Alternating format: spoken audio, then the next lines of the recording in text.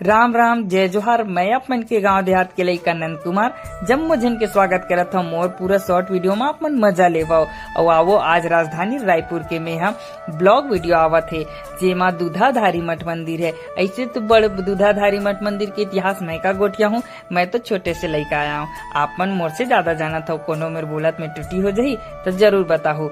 यह दूधाधारी मठ मंदिर के स्थापना हम लगभग बताए जाते 16 शताब्दी में हवे। आज लगभग तो 500 वर्ष हो चुके वही। ऐसे में गोठियात हूँ। श्री स्वामी बलभद्र दास महाराज जी बर श्री राजा रघुराय भोसले के द्वारा कराए गए है। और ये मंदिर की स्थापना जब बाबा जी बर करिस त ए मंदिर के नाम दूधाधारी काबर पड़िस यहुला बता देता हूँ। सूरी गाय नाम के एक बाबा जी के गाय रही से जे बाबा जी हनुमान जी के भक्ति करे। बाबा जी हनुमान जी महाराज ला नहवावे और वही दूध के पान करे। एकर से माने की दूध ला पिए तो सूरी गाय के दूध से हनुमान जी ला नहवा के वो दूध ला पिए। एकर से बाबा जी जल कर भी त्याग करके अन्न भी त्याग करके खाली दूध पिए। एकर से ये मंदिर के नाम दूधाधारी मठ पड़ी।